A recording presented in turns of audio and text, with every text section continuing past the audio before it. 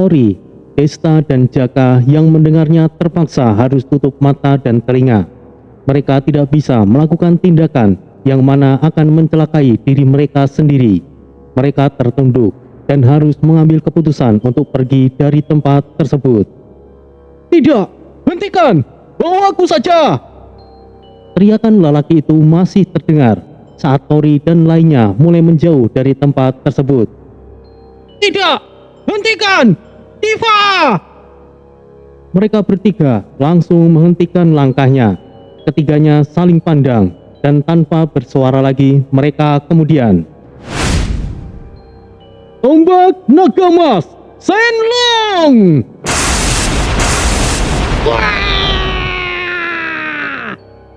Niating Sun Ajiku Komarakeni!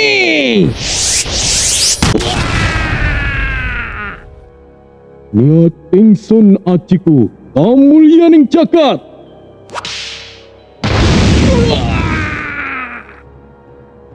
Beberapa iblis langsung mati seketika. Mereka bertiga tidak menahan diri dan langsung melancarkan serangan terkuatnya. Kalian, bagaimana kalian bisa? Wanita itu terkejut. Nul, Jaka, bawa kurungan ini lebih dulu. Aku akan langsung membebaskan satunya lagi.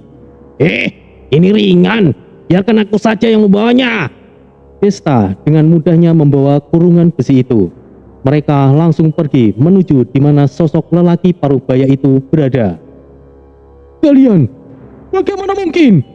Lelaki itu juga sama terkejutnya. Jaka, serahkan padaku Tori.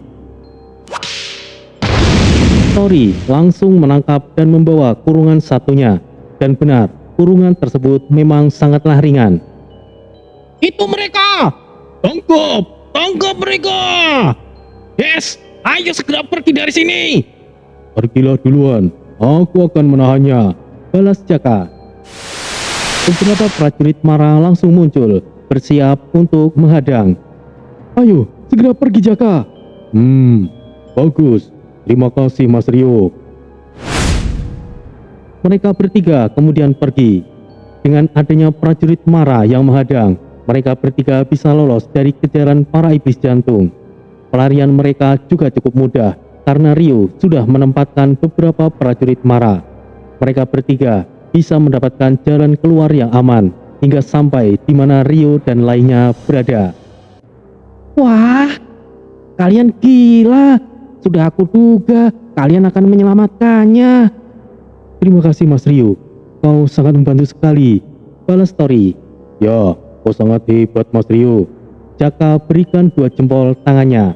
Hehehe, aku setuju. Tadi itu sangat menegangkan sekali loh. Tetaplah waspada, para iblis itu pasti mencari kita. Pertama-tama, kita hancurkan kurungan ini. Mereka berdua, lelaki parubaya dan wanita itu melotot, seakan tidak percaya apa yang sedang mereka lihat. Kalian berdua, tenanglah. Kami akan coba untuk membuka kurungan ini. Kalian tidak perlu berterima kasih. Kami tahu kalian pasti terkejut. Kami juga memiliki pertanyaan. Jadi akan kami buka lebih dulu kurungan ini, kata Jaka. Ini adalah besi mantike. Bagaimana bisa para iblis itu memiliki semacam ini? Meskipun besi ini kuat, tapi tidak dengan sudut-sudutnya. Aku akan mencobanya. Setelah dengan beberapa usaha, akhirnya Jaka bisa membuka salah satu kurungan tersebut. Tidak perlu heran. Biji besi yang konon terkuat di bumi akan tunduk di hadapan Jaka Guntur. Ucapnya dengan sombong. Desta tidak sengaja memegang gembok aneh digunakan mengunci kurung itu. Hanya dengan tangan kosong, Desta menghancurkannya. Butuh waktu bagi Jaka membongkar kurungan itu, tapi Desta dengan mudahnya membukanya. Kurungan sialan, jika tahu dari awal kuncinya bukan dari besi mantike, sudah aku hancurkan dari awal. Kalian berdua juga diam saja, sialan. Wanita itu hanya tertawa sambil menutup mulutnya, dan lelaki parubaya itu berusaha menahan tawanya. karena mengingat mereka bisa saja ketahuan. Kau masih saja seperti biasanya, Mas Jaka. Tori dan lainnya kemudian menatap ke arah lelaki itu. Siapa kau? Bagaimana bisa kau tahu namaku? Tanya Jaka. Bang Tori, Bang Desta, Bang Jaka, Rio, Kai, Kimi, dan Enola. Aku senang bisa bertemu dengan kalian lagi. Ucap wanita tersebut. Siapa kalian ini sebenarnya?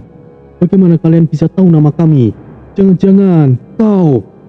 Tori mulai menebak-nebak, berharap apa yang dia pikirkan salah. Semuanya, aku sangat senang bisa bertemu dengan kalian lagi. Meskipun kalian tidak mengalami perubahan, kalian sungguh awet muda. Aku adalah Aditya, dan tentu saja dia adalah Diva Dewi Maut. Semuanya melotot. Jelas tidak mungkin mereka terkejut. Bagaimana itu bisa terjadi? Aditya dengan wujud seorang pria parubaya dan Diva yang sudah berumur tidak muda lagi. Apa yang sebenarnya terjadi dengan mereka? Bagaimana hal itu terjadi? Sosok lelaki parubaya itu mengaku jika dirinya adalah Aditya dan juga wanita di sebelahnya adalah Dewi Maut. Tentu saja hal itu membuat Tori dan lainnya sangat terkejut dan kebingungan. Apa yang sebenarnya terjadi? Apakah mereka benar-benar Aditya dan Dewi Maut? Lalu, bagaimana hal itu bisa terjadi? Jangan bercanda, mana mungkin kalian Aditya dan Diva? Tapi, dari cara gerak-gerik kalian, memang ada kemiripan. Sebenarnya, apa yang terjadi? Tanya Jaka.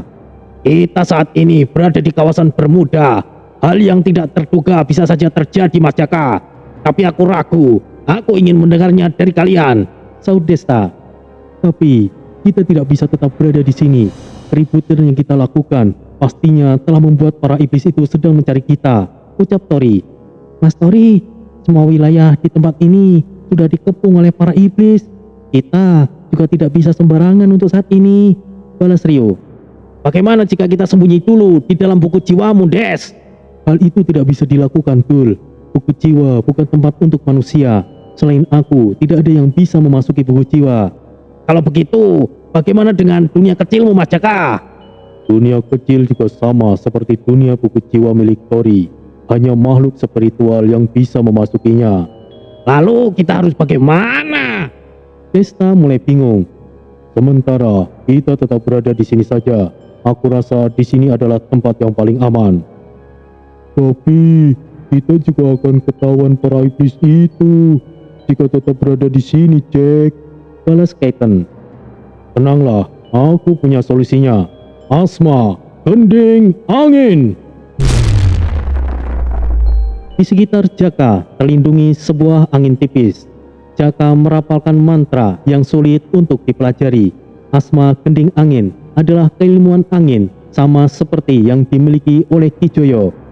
Jaka, kau bisa menggunakan ilmu angin? Tentu saja. Aku Jaga Guntur.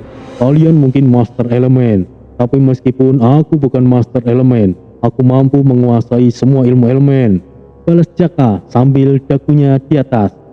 Wah, julukan jenius memang tidak salah untuk Mas Jaka. Hehehe.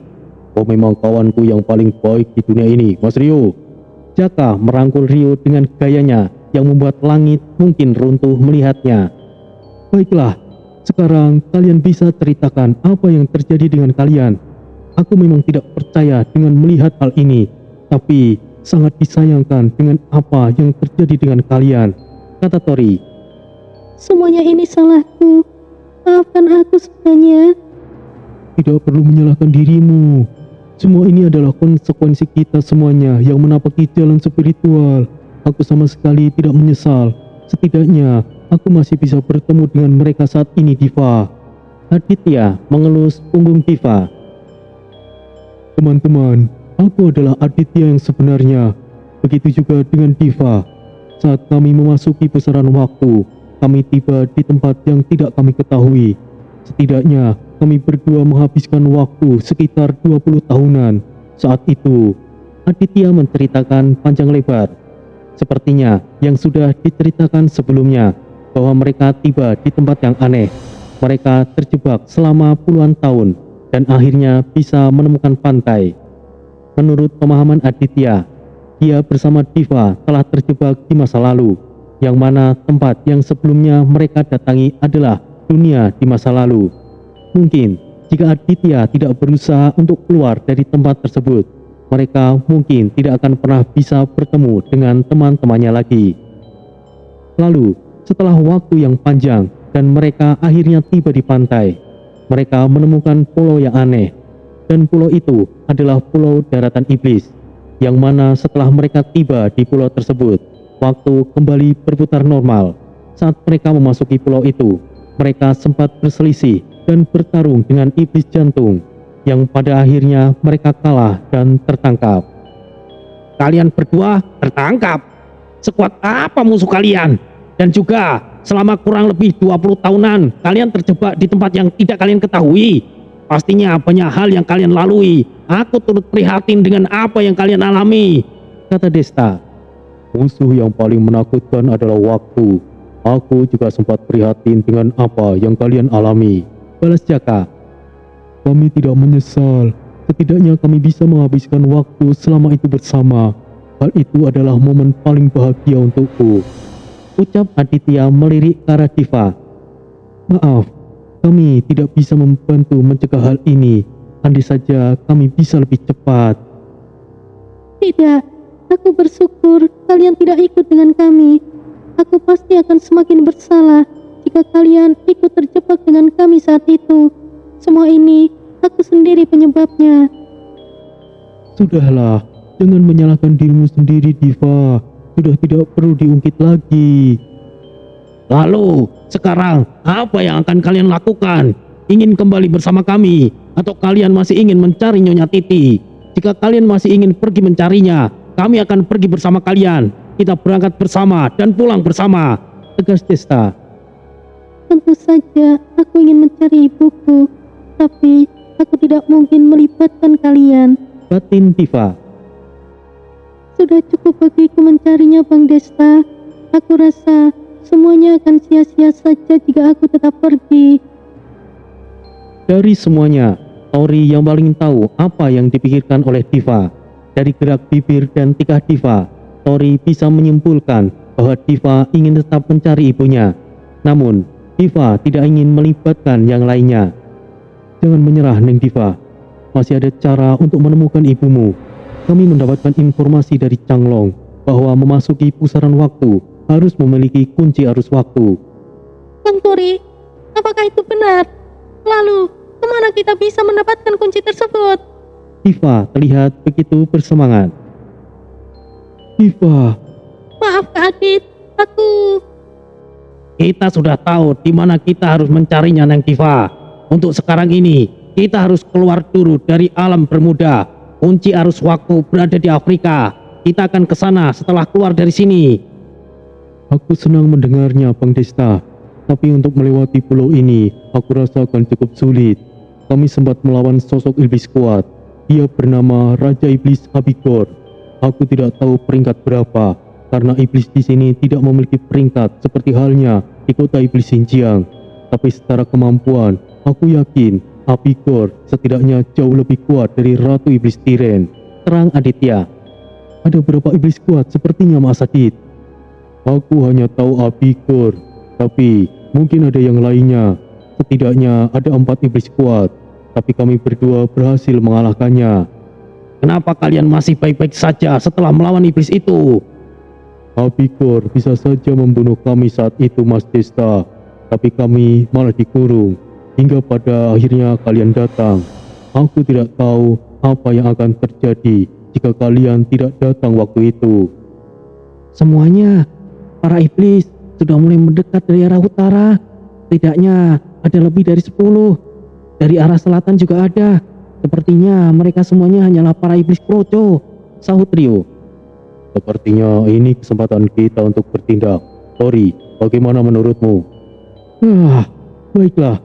Mau menghindar atau tidak, pada akhirnya kita juga akan berurusan dengan mereka. Kita tunggu mereka mendekat, kita serang bersamaan. Hehehe, ini pasti seru, Des. Aditya dan Diva tersenyum. Sudah lama mereka tidak merasakan bertarung bersama dengan rekan-rekannya. Para iblis jantung sudah mulai mendekat. Wujud mereka lebih menyeramkan daripada iblis pada umumnya. Mulutnya memiliki gigi yang runcing yang penuh. Warna mereka merah kehitaman, telinga runcing, dan hidungnya seperti babi. Mulailah menyebar. Temukan mereka, hidup atau mati. Siap, Komandan Yoma. Kalian juga menyebarlah. Siap, Tuan Mochi. Yoma, bagaimana dengan situasinya di sana? Tidak ada tanda-tanda keberadaan mereka. Ini adalah tempat terakhir. Apa mungkin mereka sudah lolos? Bagaimana menurutmu, Mochi? Sekalipun mereka bisa lolos dari pulau, mereka pikir itu akan lebih baik. Saat pulau ini muncul, saat itu juga gelombang waktu akan berubah.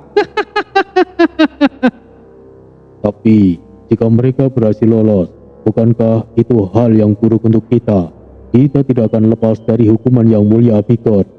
Ah, sial. Kau benar juga, Mochi. Tapi bagaimana jika mereka sudah kabur? Ya, sudahlah. Tidak ada yang bisa kita lakukan, Yoma. Lalu, sementara itu, rombongan Tori masih bersembunyi di dalam susunan raja. Tori, apa yang akan kita lakukan? Tunggu sebentar. Masih belum tahu bagaimana kemampuan mereka Jaka. Dengan ambil tindakan dulu. Mas Tori, aku dan Diva akan bertindak. Kedua iblis itu bukanlah apa-apa. Kami pernah menghadapinya sebelumnya. Baiklah, hati-hatilah kalian. Banyu, segoro, langit. Gelombang angin astral. Hei, apa ini? Iblis Yoma diselimuti oleh air yang bening. Tiba-tiba tubuhnya pecah begitu saja. Banyu langit adalah keilmuan yang Aditya asah, menjadikannya suatu keilmuan yang begitu mematikan. Siapapun yang terjebak di dalam air tersebut akan mengalami tekanan air yang sangat tinggi dan kemudian meledak. Sial! Yoma! Siapa yang berani? Mochi langsung hancur seketika. Tidak, bukan hancur, tetapi menjadi potongan kecil yang lembut. Sama sekali tidak terlihat.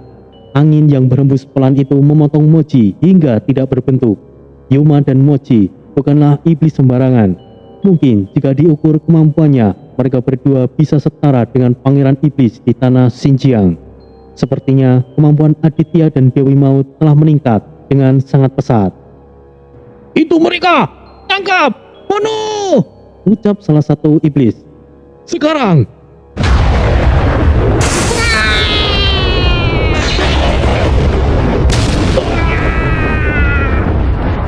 Hehehe, ini sangat menyenangkan.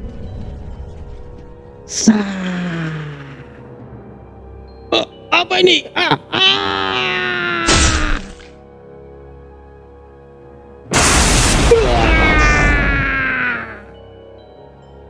Semuanya langsung bertindak, kecuali Enola dan Kimi. Puluhan iblis langsung lenyap seketika. Para iblis itu bukan jadi masalah untuk mereka. Namun, keributan tersebut telah mengundang banyak iblis berdatangan.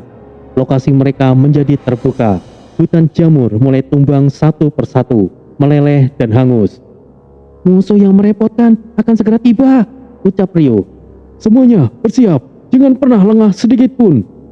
Itu mereka, bunuh! Mereka datang, ayo kita segera beraksi, kata Aditya. Tunggu Mas Aditya, serahkan padaku. Seringa, naga sona!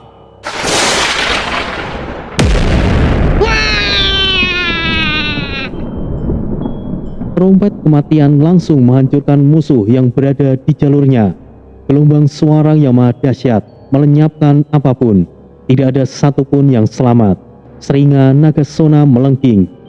Trompet kematian itu mengeluarkan suara kematian yang mana langsung menghancurkan yang ada dalam jangkauannya.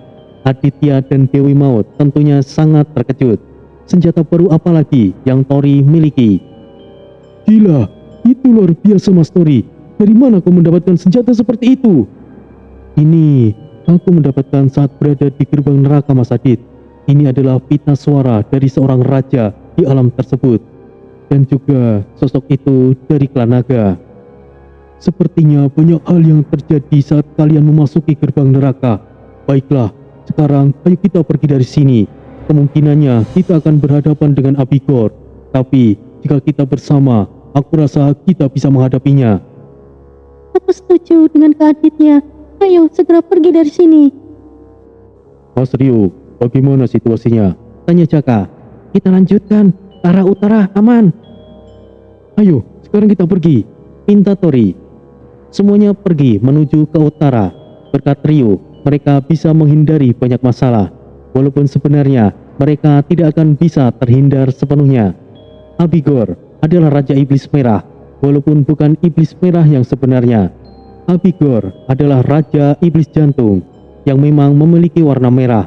Dan satu lagi, Ratu Iblis Abigail, sosok iblis jantung yang menjadi induk dari semua para iblis.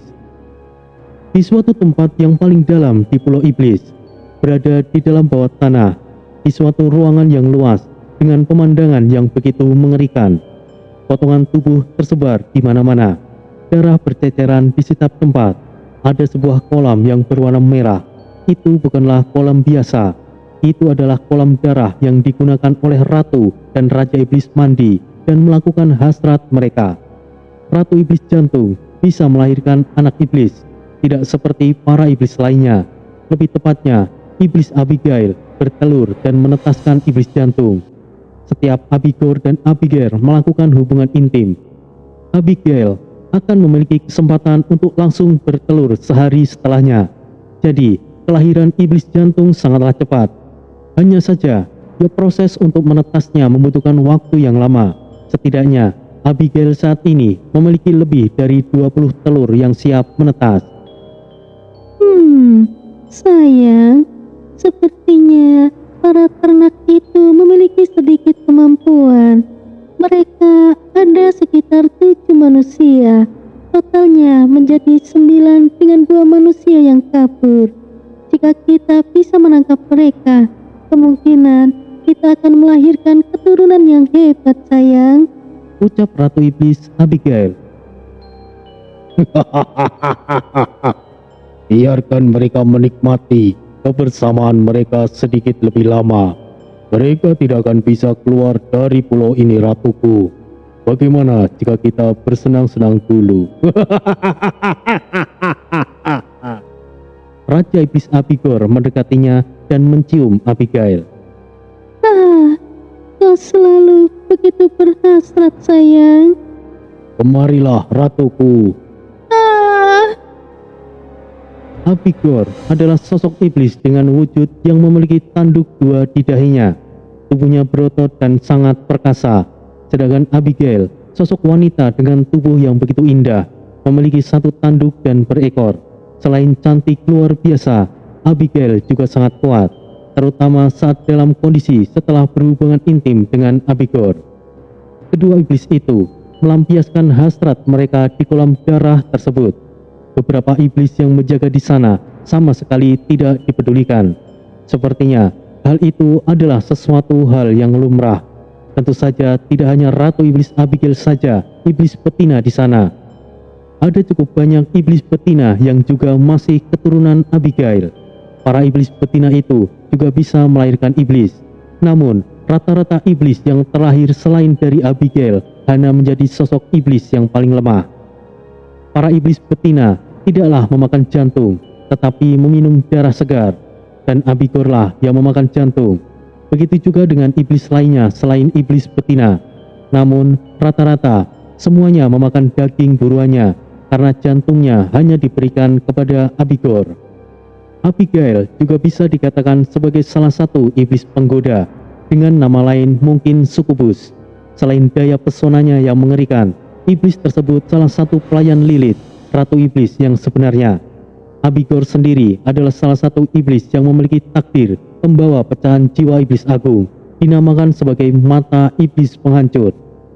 Abigor memiliki 2 mata, namun ada satu lagi mata tersembunyi, tepat berada di dahinya. Saat mata ketiganya terbuka, tidak ada satupun yang bisa lepas dari penglihatannya. Itulah kenapa Abigor begitu santai, karena rombongan Tori tidak akan pernah bisa lepas dari Abigor, mau kemanapun mereka pergi. Sementara itu, rombongan Tori sudah bergerak dan pergi cukup jauh. Tentu saja halangan mereka hadapi, tetapi tidak ada yang bisa menghalangi mereka. Hingga akhirnya mereka akan tiba di pinggiran pulau. Semuanya, sebentar lagi kita akan tiba di ujung pulau. Ini aneh, ini terlalu mudah. Tidak ada gangguan yang berarti hingga kita sampai sejauh ini, ucap Jaka. Ya, aku juga sependapat dengan Mas Jaka. Tidak seperti saat awal kami tiba di sini. Ini benar-benar terlalu mudah, balas Aditya. Itu benar. Saat kami tiba, kami langsung dihadang oleh ribuan iblis. Tidak ada tempat bagi kami bahkan untuk lari, sahut Dewi Maut. Semuanya, tunggu sebentar. Rio mendadak berhenti. Ada apa, Mas Rio? Salah satu prajurit Maraku tiba-tiba lenyap. Tunggu, tidak hanya itu. Satu persatu prajurit Maraku lenyap. Gawat, kita sepertinya telah terkepung. Sial, aku keliru mengambil langkah. Maafkan aku. Kita sepertinya telah dikirim ke tempat ini, balas Rio. Bukan salahmu, Mas Rio. Kita masih belum mengetahui tempat ini dan juga kemampuan para iblis yang ada di sini. Semuanya, bersiaplah. Tak terhitung jumlahnya, ada beberapa iblis jantung mengepung mereka. Satu persatu bermunculan. Apakah kalian kira bisa semudah itu lolos dari pulau ini? Para manusia ternak, semenjak kalian tiba di sini, kalian tidak akan pernah lolos dari sini. Sudah sangat lama aku tidak mendapatkan mangsa dengan kualitas yang bagus. Sosok merah besar kekar muncul. Dia adalah Abigor. Hati-hati semuanya, dia adalah Abigor. Jangan pernah melihat mata ketiganya yang berada di dahi. Jika kalian melihatnya, kalian akan lumpuh seketika. Aditya mengingatkan. Tangkap mereka, anak-anakku. Buat mereka lemah dan tidak berdaya. Perintah Abigor. Yaudah. Para iblis yang mendekat langsung terpental. Kupanggil kalian, Maraku. Aku suka, tapi juga tidak. Aku suka ini, saatnya mengamuk, ucap Rodit. Kenapa? Jangan ikut bertindak lebih dulu. Aku tahu Rio. Apa yang kau rencanakan? Kenapa? Berusaha menyelinap dan cari jalan keluarnya.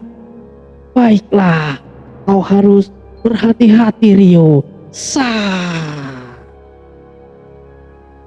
Krepa kemudian lenyap, sementara Rodit dan prajurit Mara lainnya menghadang rombongan iblis dari balik pelindung Yada. Lihat Tingsun Hajiku, kemana kini? Jangan langsung bertindak, Dul. Jangan buang-buang energi spiritualmu. Kita harus segera bereskan para iblis itu secepatnya, Des. Mas Rio dan Jaka mungkin akan kewalahan jika menghadapi para iblis yang tidak terhitung jumlahnya itu. Ya, aku mengerti, Dul. Tapi sepertinya Raja Iblis itu sengaja ingin membuat kita kehabisan energi spiritual. Apa yang kau khawatirkan, Des? Ada kau di sini. Apa yang kau khawatirkan? Sekalipun aku bisa menyalurkan energi spiritualku, tapi dalam situasi seperti ini, biarkan aku memikirkan sesuatu. Apa yang dikatakan Mas Tori tepat. Kita bukan dalam situasi pertempuran besar. Jika Abigor itu tahu keistimewaan Tori sebelum dia bertindak, maka situasi akan membahayakan kita. Ditambah lagi, satu lagi sosok belum muncul. Dia adalah iblis betina, yang mana kemampuannya tidak lebih rendah dari Abigor. Meskipun kami belum pernah melihatnya, tapi aku rasa dia sangat kuat. Aditya menambahkan. Sial, aku juga tidak bisa mengeluarkan pasukanku jika dalam kondisi seperti sekarang ini. Ini terlalu sempit. Aku rasa jangan, Mas Tori. Semakin banyak makhluk yang dibunuh oleh iblis itu, pulau ini akan semakin terkutuk. Karena aku menduga pulau ini hidup, terang Aditya. Dewi Maut tidak bisa diam begitu saja. Ia mulai melakukan serangan jarak jauh. Angin yang tajam mengelilingi pelindung Yada, yang mana itu membuat para iblis yang mendekat langsung tercabik-cabik. Namun, sebanyak apapun iblis yang terbunuh, seperti tidak pernah ada habisnya. Tuan Jaka, para iblis ini tidak ada habisnya. Ditambah lagi mereka seperti tidak memiliki rasa takut. Mereka seolah datang untuk mati, ucap Uta. Ya, kau benar Uta. Mereka sepertinya begitu senang, sekalipun mereka mati. Mereka seperti terhipnotis, Mas Jaka. Seperti tidak memiliki perasaan takut sedikit pun, sahut Rio. Tuan, Subali membisikkan sesuatu kepada Jaka. Oh, jadi begitu. Aku tahu sekarang. Subali mengatakan para iblis ini telah terkena ilmu pesona tingkat tinggi. Siri dan Suru yakin bahwa ada sosok yang memiliki kemampuan pemikat yang jauh dari apa yang kedua Sira miliki, terang Jaka. Benar apa yang Mas Jaka katakan. Sosok iblis lainnya yang merepotkan adalah pasangan iblis Abikor, iblis pesona, atau setidaknya dia adalah sukubus, sahut Aditya mendekat. Di sisi lain, Titan juga melakukan aksinya. Sementara itu, Krepa berhasil lolos dan mulai menyelinap ke tempat lain. Sebelum mencari jalan keluar, Krepa harus memastikan tidak ada ancaman lainnya. Rio juga sudah menyadari bahwa pulau iblis tersebut hidup. Jadi Krepa memastikan dan mencari intinya. Tempat yang lumayan. Sayangnya busuk sekali. Aku tidak suka. Ucap Krepa tirih. Krepa memasuki lorong demi lorong. Kemudian sampailah ia di tempat yang sangat mengejutkan. Sial, apakah semuanya ini telur? Menjijikan sekali. Semuanya berdenyut seperti itu menjijikan. Lebih baik aku lebur semuanya.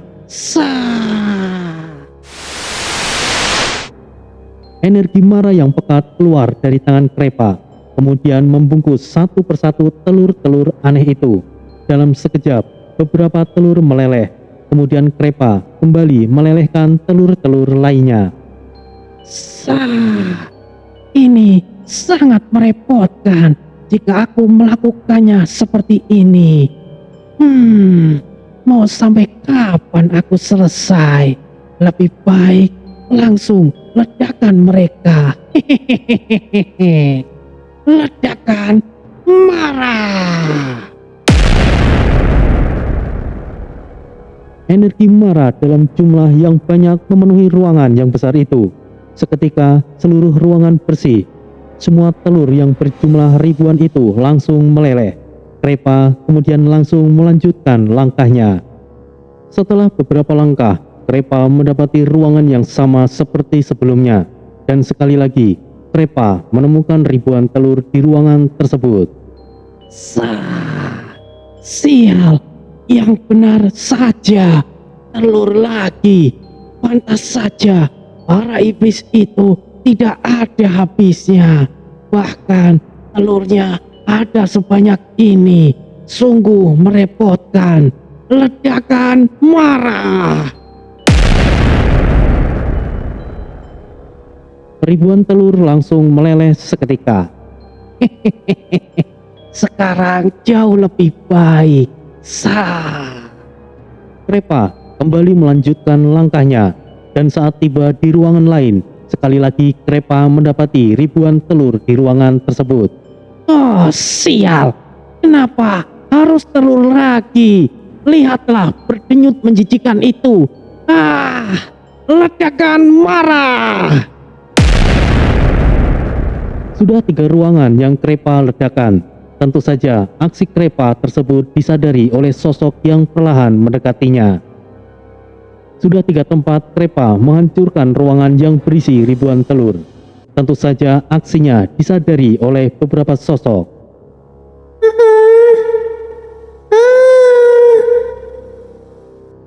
Terdengar suara mendesah yang bersautan. Semakin lama suara itu semakin kencang, dan muncul beberapa sosok yang membuat Krepa begitu terkejut.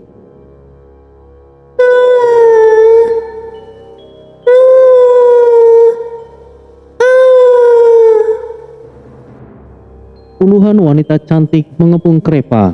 Meskipun memiliki ciri-ciri seorang iblis, wujud mereka sangatlah cantik dan menggoda.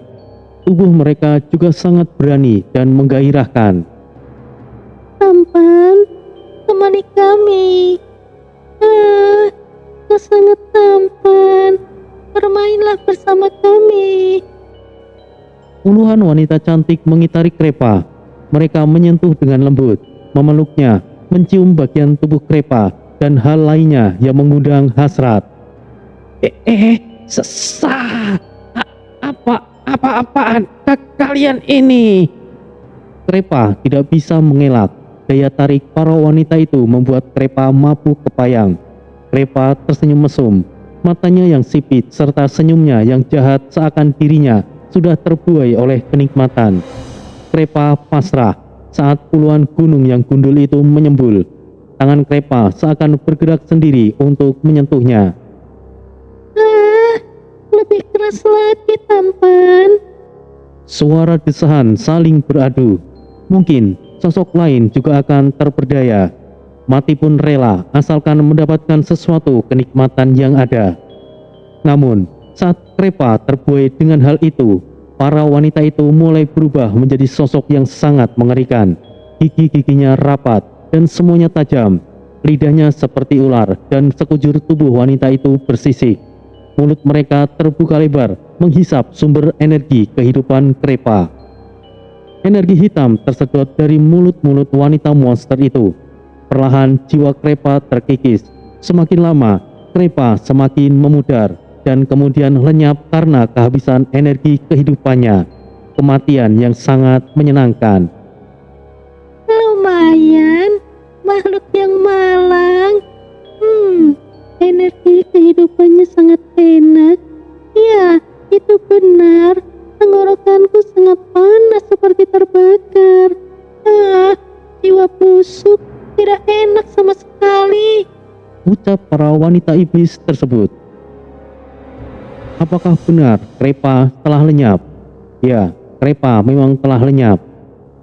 Tapi sangat disayangkan para wanita iblis itu tidak tahu bahwa jiwa Krepa adalah jiwa mara. Sama saja mereka telah menyerap racun. Ada apa ini? Jeritan mulai terdengar bergantian, yang kemudian para iblis wanita itu meleleh satu persatu. Asap hitam kemudian berkumpul menjadi satu, dan terbentuklah sosok hitam. Mereka sungguh bodoh. Tapi tadi itu lumayan juga. Krepa kemudian melanjutkan perjalanannya, menelusuri lorong demi lorong. Sudah tidak terhitung lagi telur yang telah Krepa hancurkan. Namun, masalah terbesarnya baru akan menghampiri Krepa. Sementara itu, di lokasi Tori dan lainnya, mereka masih menghadapi serbuan iblis yang tidak ada habisnya. Atai Suwangsa juga sudah beraksi, karena Yada sendiri tidak bisa bertahan terlalu lama. Amitabha, para iblis ini tidak ada habisnya. Mereka seperti tidak terbatas, sedangkan energi spiritual kita memiliki batas. Ini sangat buruk, Amitabha.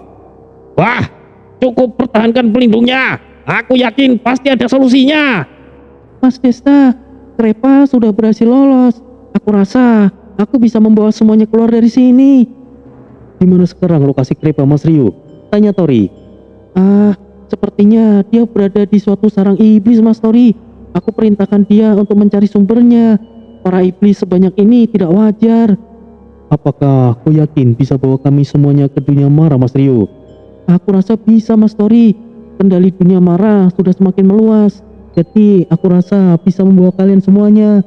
Wah, bagus sekali Mas Rio. Jika begitu, kita tinggalkan tempat ini. Tunggu dulu, Tul. Jangan lakukan sekarang.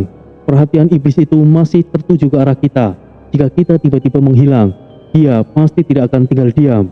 Sekarang, ayo kita mulai melakukan serangan serentak. Tapi ingat, jangan berlebihan. Seolah kita sudah putus asa. Dengan begitu, Abigor akan melemahkan kewaspadaannya. Tanpa banyak bicara lagi, semuanya masing-masing mulai melakukan tindakan. Niat Tingsun Ajiku, Badar Geni! Niat Tingsun Ajiku, Komarakani! Mas Ryu, masukkan beberapa anggota Sirah. Mungkin bisa membantu jika Krepa dalam kesulitan. Baik, Mas Tori. Beberapa anggota Sirah pergi ke dunia Mara, termasuk Sira dan Sire. Ong Wilahing, sekering Brahwono mancing. Jaka sudah tidak sabar ingin beraksi dan langsung mengeluarkan kemampuan tingkat tinggi. Jaka, jangan berlebihan. Apaan Tori? Aku sama sekali tidak berlebihan. Tenanglah, aku akan baik-baik saja. Api Brahwo menyambar.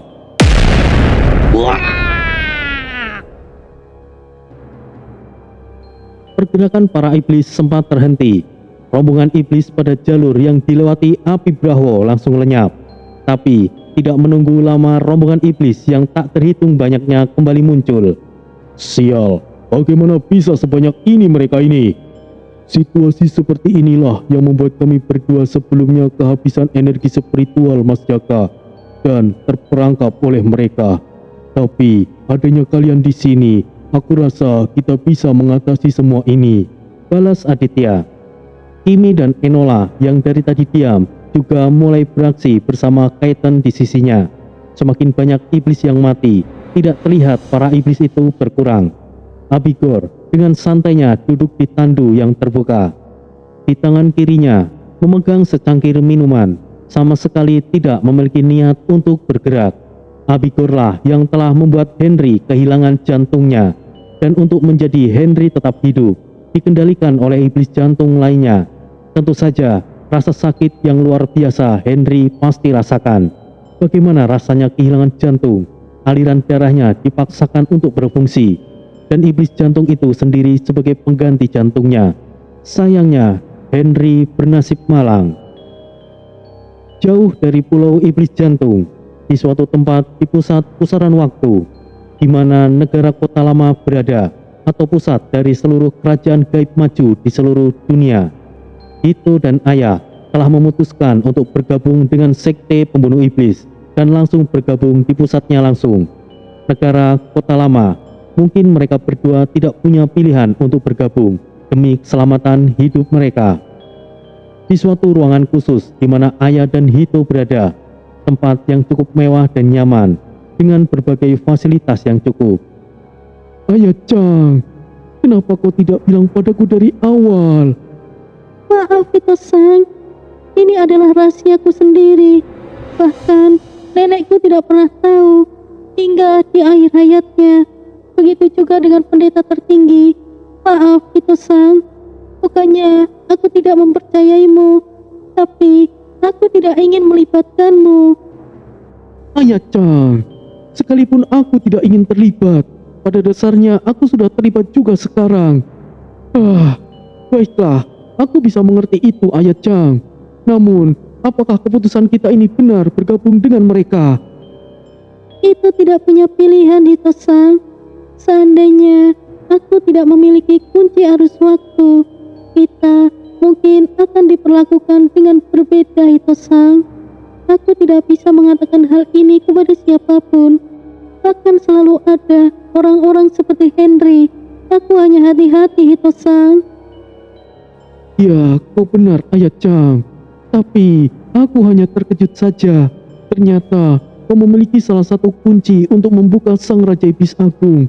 Dan sekarang kunci tersebut telah jatuh ke tangan sekte pembunuh iblis. Kehancuran dunia akan semakin dekat. Hito menggenggam erat-erat katananya. Setidaknya pedangmu tidak diambil oleh mereka Hito-san.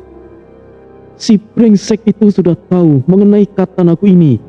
Dia juga tidak akan sembarangan mengambil pusaka orang lain. Lagi pula, senjata kembarnya itu adalah pusaka dari salah satu kaisar di Cina. Jadi, aku rasa dia tidak akan tertarik dengan senjataku ini, Ayah Chang. Itu, Ayah! Tunggu sebentar. Hito langsung membuka pintu kamarnya. Kalian berdua dipanggil. Datanglah di aula pelatihan. Baiklah. Hito dan Ayah kemudian datang ke tempat yang dimaksud. Banyak orang di sana sedang latih tanding dan lain sebagainya. Semua mata tertuju ke arah mereka. Hito menggenggam erat katananya. Ia tahu, sekalipun mereka berdua sudah diterima dan menjadi bagian dari sekte pembunuh iblis, Hito masih belum bisa mempercayai semuanya. Hito, Ayah, apakah kalian betah berada di kamar setiap waktu? Sekalipun pemimpin tertinggi berikan hak khusus kepada kalian, setidaknya kalian harus mengenal beberapa anggota di sini. Maaf Tang Yin Dono, kami... Ayah Chang, Hito memegang pundak ayah. Kenapa kami harus mengenal kalian, Tang Yin? Pemimpin tertinggi berikan kami hak khusus. Terserah kami mau apa. Jika kau tahu yang memanggil kami kemari, aku tidak akan sudi untuk datang. Sahut Hito memotong ucapan ayah. Hei orang baru, kau sungguh berani. Tang Yin adalah perwakilan dari Cina. Kau pikir kau itu siapa? Jika bukan karena ayah, kau itu bukanlah siapa-siapa. Ya, itu benar. Dia sungguh sombong. Mungkin perlu diberi sedikit pelajaran, ucap beberapa orang di aula tersebut. Mohon maaf semuanya. Hito Sang tidak bermaksud demikian. Tolong maafkan dia. Ayah Chang, tidak perlu melakukan hal itu. Ayo kita kembali ke kamar. Hito, aku bisa saja membunuhmu di sini. Kau cukup arogan. Apa yang membuatmu membenci kami? Kau bagian dari kami sekarang. Tang Yin menghunuskan pedangnya ke leher Hito. Hito Sang. Secepat kilat, Hito mencabut pedangnya dan memasukkan kembali ke dalam sarungnya. Tang Yin mundur beberapa langkah, serta ikat pinggangnya putus. Aku tahu kau memiliki kemampuan, Hito. Ayolah, bersenang-senanglah dengan kami hari ini. Ayah Chang, ayo kembali. Pinta Hito tidak pedulikan Tang Yin. Tang Yin sangat tidak suka diabaikan. Sekalipun Hito telah dijamin oleh pemimpin tertinggi, bukan berarti Tang Yin tidak bisa melakukan apapun. Sorotan mata Hito menyipit. Ia berhenti berjalan dan kemudian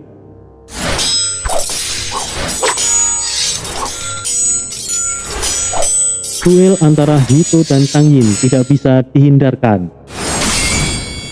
Hito dan Tang Yin sama-sama mundur. Hito dalam posisi kuda-kudanya selayaknya seorang samurai.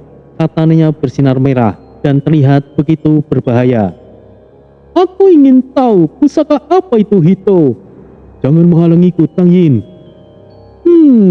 Muramasa no Orichi, pedang terkutuk yang diciptakan oleh pembuat pedang yang melegenda. Muramasa salah satu pencipta pedang iblis, jika tebakanku tidak salah. Apa maumu, Tang Yin? Oh, ayolah. Aku hanya ingin lebih dekat dengan kalian.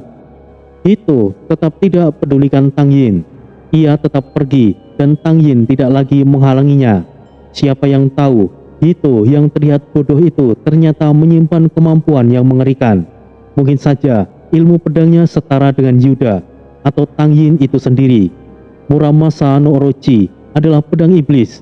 Hanya dialah satu-satunya yang bisa mengendalikan senjata tersebut. Pimpinan tertinggi yang dimaksud adalah ketua dari seluruh sekte pembunuh iblis dan juga presiden tertinggi di negara Kota Lama. Nasib Hito dan ayah mungkin lebih baik, tapi mereka tidak tahu apa yang akan terjadi ke depannya. Hito sebenarnya sangat berbahaya. Mungkin dalam kondisi meraga sukma, dia adalah orang yang biasa saja.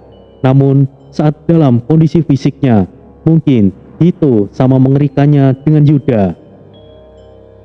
Suara kendaraan lalu lalang, berisiknya kota itu seperti pada kota pada umumnya. Namun jelas jauh lebih modern. Kendaraan bertebangan, di daratan hanyalah untuk pejalan kaki. Jalur kereta juga melayang di udara. Ada rambu-rambu lalu lintas di sana. Langit juga terlihat biru. Tidak ada asap kendaraan karena alat transportasi di tempat tersebut tidak menggunakan bahan bakar minyak, tetapi menggunakan daya energi seperti listrik atau lebih canggih lagi. Itulah pemandangan di negara Kota Lama. Namun, semua pemandangan indah itu tidaklah nyata karena negara Kota Lama seperti dilapisi oleh sebuah pelindung yang bening dengan background langit yang biru. tetapi terlihat nyata dan bergerak, ada siang dan malam. Dan ketika malam hari, langit akan menjadi malam berbintang, begitu indah dengan sinar rembulan dengan sinarnya yang natural dan terlihat nyata. Lampu-lampu kota yang berwarna-warni menghiasi malam itu. Seakan kota tersebut tidak pernah tidur. Banyak tempat hiburan, gedung-gedung tinggi, dan berbagai macam kuliner tersaji. Semuanya terlihat nyata dan normal, tetapi sesungguhnya tempat itu adalah sarang iblis yang sebenarnya. Negara Kota Lama berada di pusat pusaran waktu. Jika di seluruh dunia pusat dari percabangan sekte pembunuh iblis berada di kepala Balak, maka negara Kota Lama berada di bawahnya Balak, atau tempat di mana tubuh utama sang iblis agung itu berada. Ayah Chang, mau percaya dengan apa yang kita lihat, tapi ini nyata. Tapi yang lebih nyata lagi, kita berada di pusat pemuja iblis.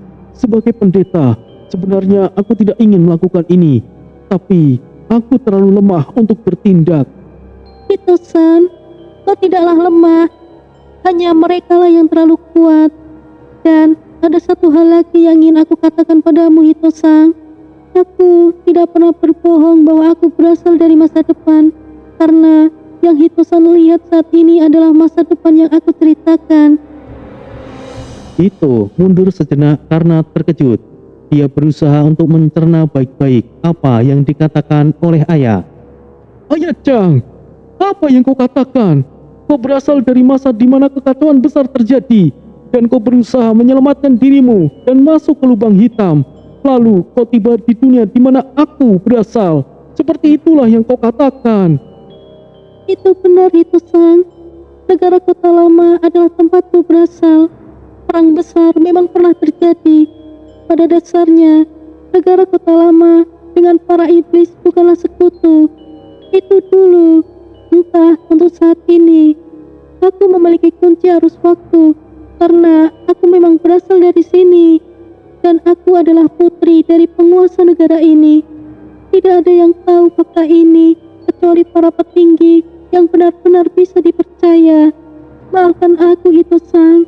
Seharusnya aku mengatakan yang sebenarnya dari awal. Ayah menunduk, menunjukkan permintaan maafnya selayaknya seorang yang berasal dari Jepang. Hito tidak bisa mempercayai itu.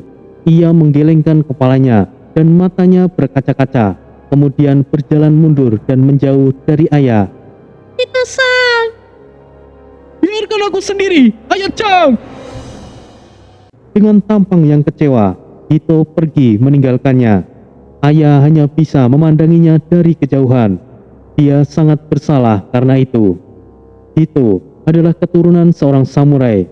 Jiwanya adalah jiwa samurai. Baginya, mempercayai seseorang dengan tujuan mencintai adalah suatu kepercayaan yang sangat tinggi.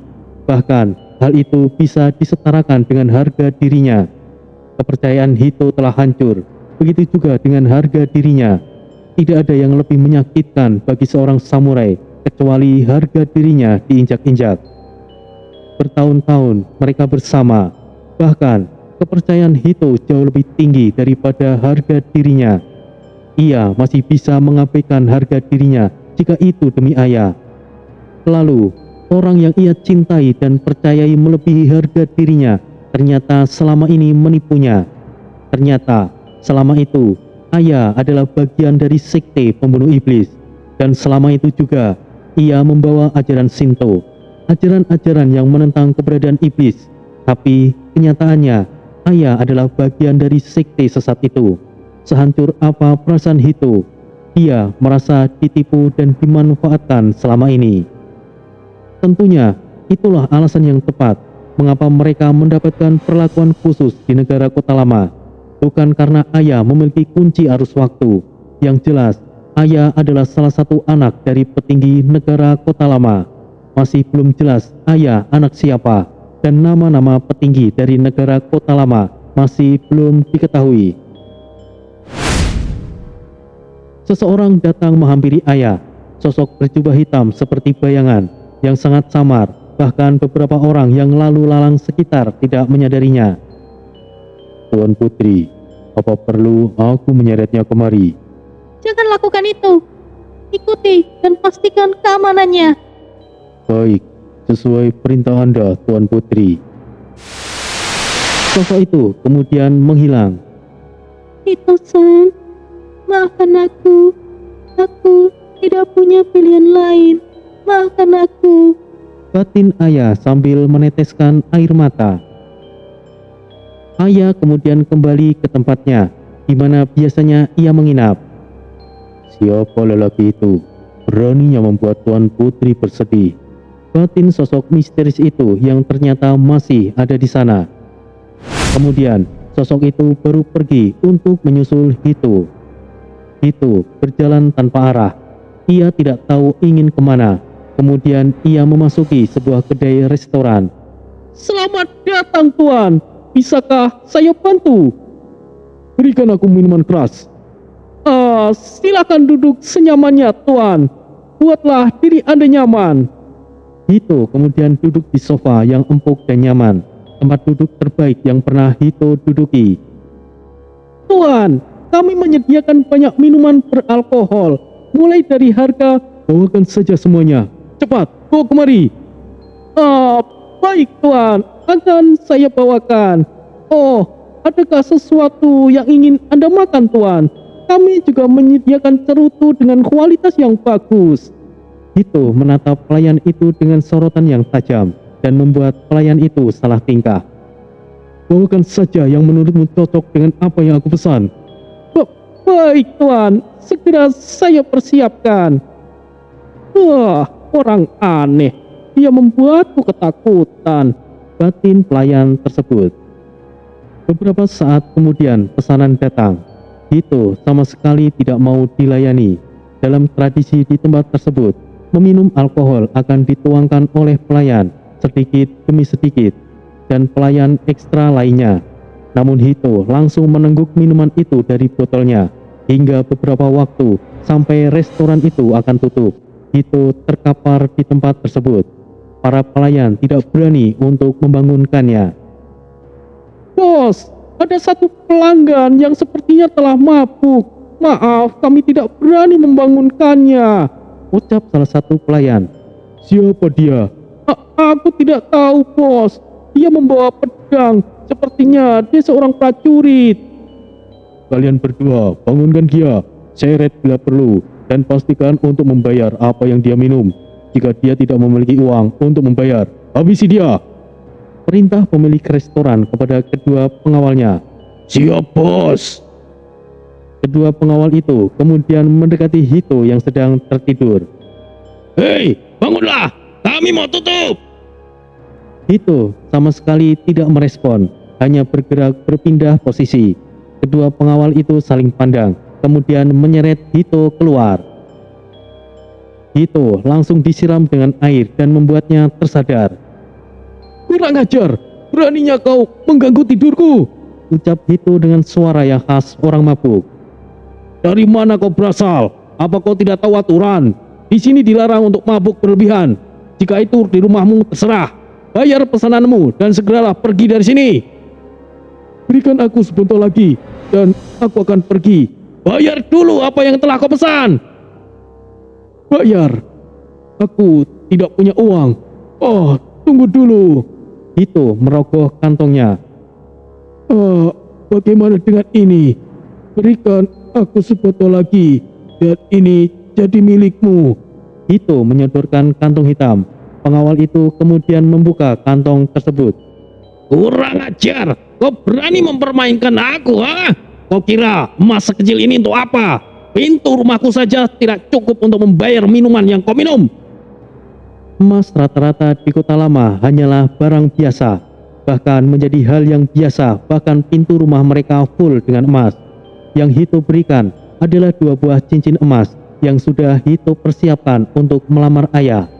Hito sudah jauh-jauh hari mempersiapkan hal itu, bahkan sebelum bertemu rombongan Tori. Hito berencana untuk berhenti menjadi pendeta dan kemudian melamarnya dan hidup bersama. Namun, Hito tidak memiliki keberanian dan kesempatan untuk menyatakan niatnya tersebut. Ayo, hajar dia, beri dia pelajaran. Mereka berdua mendekati Hito yang berdiri sempoyongan. Mampus kau! Hito menghindari dengan mudah, menyentuh sedikit lengan sosok besar itu, dan kemudian membantingnya. Kurang ajar!